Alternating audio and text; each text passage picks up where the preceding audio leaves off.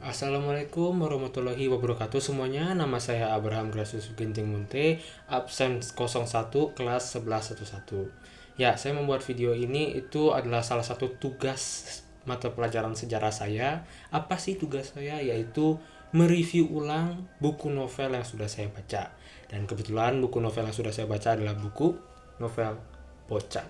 Ya, ini buku novel yang cukup famous di zamannya. Jadi langsung aja kita ke intinya. Tapi sebelum kita ke intinya, saya bakal menjelaskan dulu nih. Kita bakal perkenalan dulu nih sama autornya, sama di mana sih buku ini diterbitkan. Oke, jadi penulisnya itu adalah Natsume Soseki. Itu ada di covernya ini. Dan itu dia dirilis, buku ini dirilis di Jepang pertama kali tahun 1906. Ya, jadi awalnya menggunakan bahasa Jepang, tapi sekarang tenang, sudah ditranslate ke bahasa Indonesia oleh Gramedia. Jadi nggak perlu, waduh, kalau mau baca buku ini gue harus bisa baca Jepang dong. Nggak, santai aja. Kalian bisa nemuin buku ini di Gramedia atau toko buku lainnya. Bahkan di online shop juga udah banyak. Banyak banget. Oke, jadi saya ke intinya langsung. Bocan. Bocan ini cerita tentang apa sih? Bocan ini menceritakan tentang bocah bernama Bocan. Ya, Bocan menceritakan tentang bocah bernama Bocan.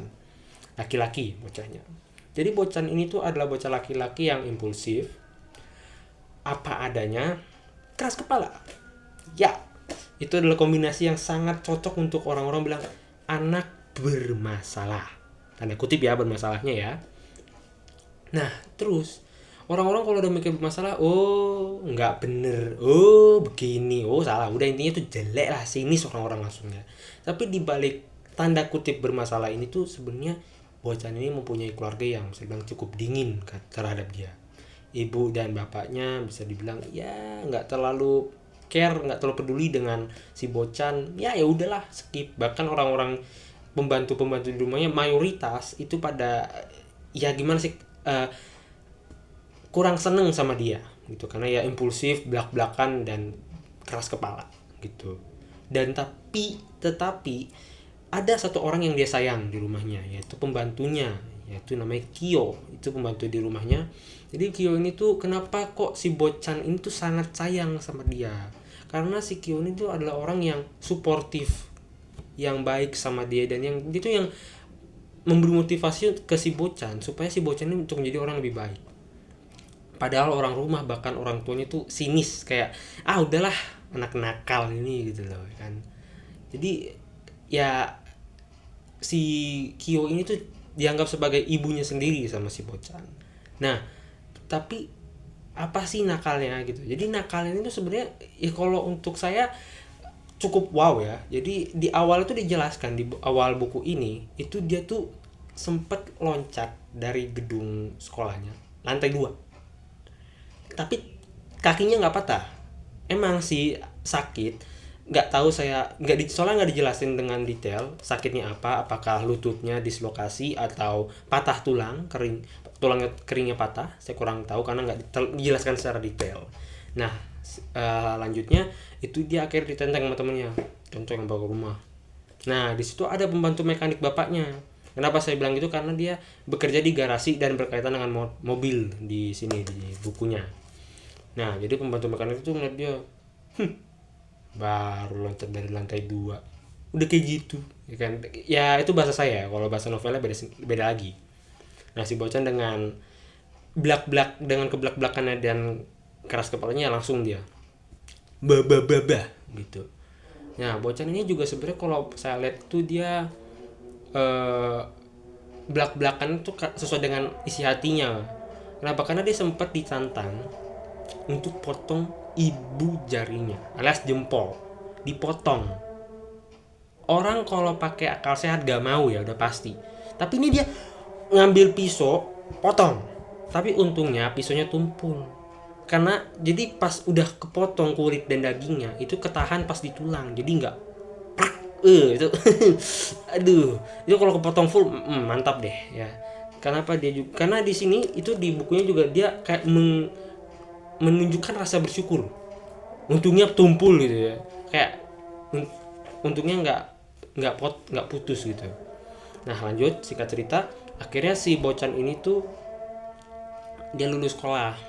Dia btw di Tokyo ya, saya lupa ngejelasin tadi dia tinggalnya di Tokyo. Dia lulus sekolah. lulus sekolah dia memutuskan untuk menjadi guru matematika, tapi nggak di Tokyo.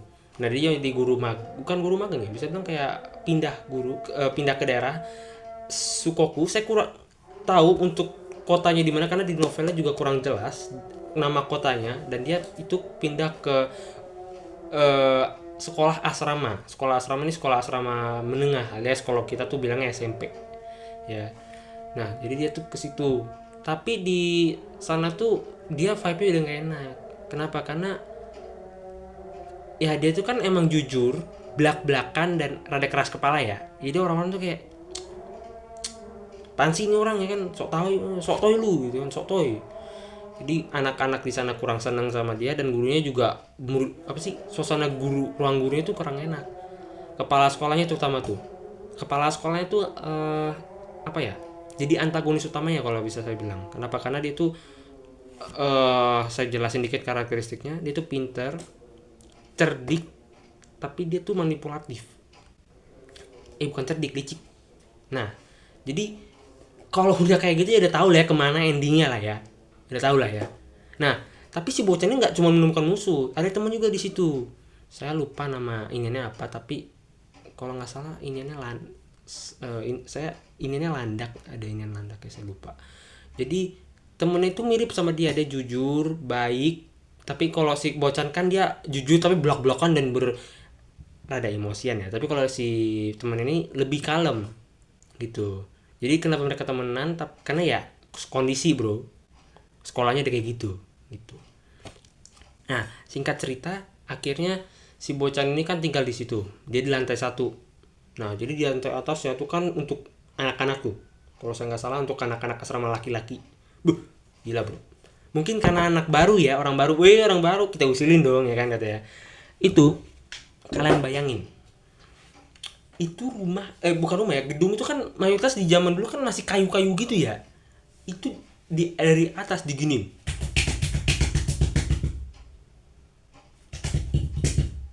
Itu nggak berisik apa? Saya aja ini pasti dinding loh, itu aja dinding masih lantai ya, keramik, itu berisik banget, apalagi kayu. Krak-krok. Men, come on men, berisik banget itu intinya. Nah akhirnya dia naik. Ini part yang paling saya suka. Naik, kok sunyi, kayak nggak ada kegaduhan. Akhirnya turun, ulang-ulang tuh. Akhirnya sampai saya kalau nggak salah 3 atau 4 kali dia turun, tapi dia marah. Dia bilang gini, memang saya nakal, tapi saya bertanggung jawab. Tidak seperti anak-anak yang zaman sekarang yang pengecut. Itu bahasa saya, ada bahasa novelnya sendiri. Singkat cerita, akhirnya dia lanjut ngajar lah gitu ya, berinteraksi dan kawan-kawannya. Tapi si kepala sekolah ini tuh ya biasa lah ya, jahat gitu ya. Karena temen ini kan baik, dan itu berselisih dengan si kepala sekolah. Akhirnya si kepala sekolah ini ingin menjatuhkan temennya si Bocan gitu. Kalau saya manggil si Landak. Nah si Landak ini kan intinya tuh udah bisa bilang terpojok ya. Tapi si Bocan ini melihat rencana si kepala sekolah, dan akhirnya membongkar semuanya. Dibongkar, gobrak-abruk tuh rencananya. Akhirnya si kepala sekolah gagal, kalah, dan digebukin. Pok ya, balas dendam dikit lah, boleh lah ya. Nah akhirnya si Bocan karena nggak tahan dengan situasi kondisi yang munafik gitu ya, dia memutuskan untuk resign ya. Kalau bahasa kita tuh apa sih namanya, pensiun dini. Nah akhirnya dia pensiun dini, dia kembali ke Tokyo. Nah dia di situ akhirnya berkumpul lagi bersama si Kyo, nggak sama orang tuanya. Emang sih dia menggunakan uang warisannya untuk hidup bareng si Kyo gitu. Itu alur cerita timelinenya sesuai dengan bahasa saya. Nah kalau itu dari part yang paling saya suka tuh tadi dia bilang, memang saya nakal tapi saya bertanggung jawab. Tuh nggak seperti orang-orang pengecut di luar sana gitu. Itu yang paling saya suka ya. Nah terus part yang rating saya itu untuk ini tuh bagus banget, 4,5/5. Jadi bagus banget. Dan mungkin kalian nanya kenapa saya milih ini, karena ini buku yang bener-bener referensi hidupnya tuh banyak gitu ya. Ini sedikit menceritakan tentang saya pas SD dan SMP, impulsif dan belak-belakan gitu. Sekian dari saya, terima kasih, mohon maaf jika ada salah kata apapun. Assalamualaikum warahmatullahi wabarakatuh.